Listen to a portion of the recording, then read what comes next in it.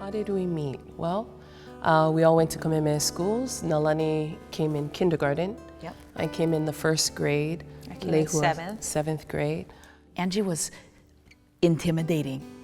You know, she was like the Waianae girl, you know. So I think you lived Kaimuki at the time, right? Yeah. But I didn't even know where Waianae was. She was a I country thought the world ended at Eva Beach. I didn't know where Waianae was. But you were Waianae-esque. Right, okay. You know, and I was like kind of scared of her. I know we were only first grade, but I was like, either I'm going to be her friend or I'm going to run away from her at recess because, you know, she might beat me up, you know. So that's why I brought my ukulele and started like, you know, trying to be friends through music. So we were supposed to learn Pua Ahihi.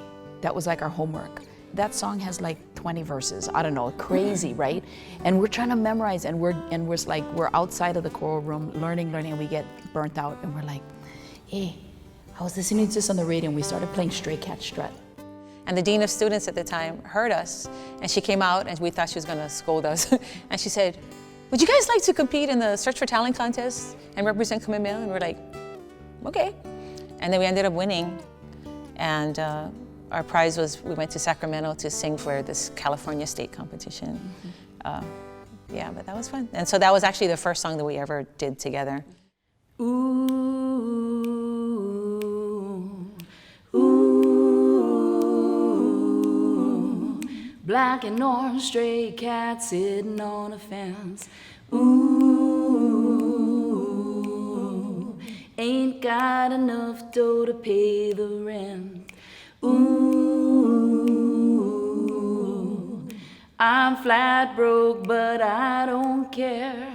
I strut right by with my tail in the air. Stray cat, strut, I'm a lady's cat. I feel like Casanova, hey man, that's that. Get a shoe thrown at me from a mean old man. Get my dinner from a garbage can. Holy moly. So, Leo Pilimehana literally means the voices blending in warmth. What it means to us, I think, is more than that. It's like the voices that come together in a way that maybe you wouldn't expect three people to sing together. They say a lot of times it's like three sisters, or at least family members, but we somehow found our three like perfect puzzle pieces. Yeah, so it was October 3rd is my birthday. It was on my birthday, I think, was the night we opened at Chuck's. So we had to wait till I turned 18. We're already out of high school.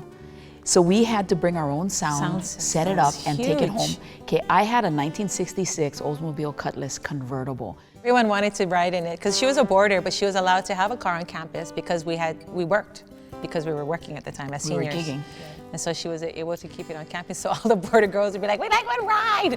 So there'd be like 20 people. And it was a convertible, so everybody's like hanging out the side. But to go to a gig, it was cool because the three of us would sit in the front. It was that big that the three of us could sit in the front. All of our gear is in the trunk. Like everything, not even in the back seat. Everything's in the trunk. And we had no radio. Yeah, the so radio we didn't had to, we constantly sang from point A to point B all the time. Yeah, so it was meant to be. It was.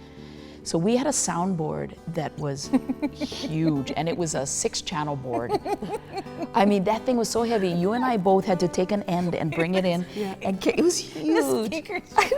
Speakers are huge. Everything was, you know, and rusty stuff because it was, you know, secondhand. But we thought we were the best, man. We had all remember this the stuff. gooseneck, the microphone? Yeah, would go like, trying to adjust it. The difference nowadays, I think, and I don't want to sound like an old, you know, in our day, but basically back in those days, like you had to go through a lot just to get to a gig, you know, and then do it basically for nothing. But it helped us grow. But remember the first gig we ever got, we played, I don't remember what the gig was for. I like do. some It was party. Governor Ariyoshi.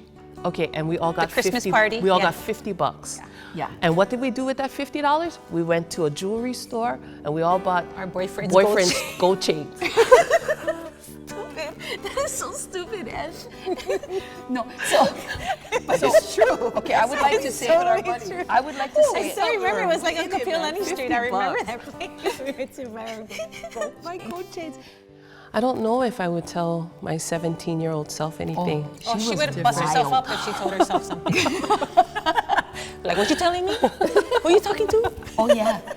Just be fearless and go for all the things that you think you're not good enough for or that you think you could never do. Because even if you fail, so what? You just move on and you get something else. Stop trying to impress everybody and stop trying to be someone that other people say you are, you know? Yeah. Be yourself, follow your dreams, and just go for it. And I also think maybe at 17, you're always trying to fit in and kind of be in the standard lane, but like controversy is good. There are no cover bands in the Rock and Roll Hall of Fame.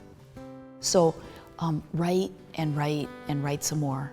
And maybe the first thing you write isn't that great, but it's yours and it's like your baby, and you might not even think it's that great, but somebody else might love it. I thought Local Boys was such a dumb song, you know, but it was like, they're like, nah, he's good, let's go do him. I was like, okay.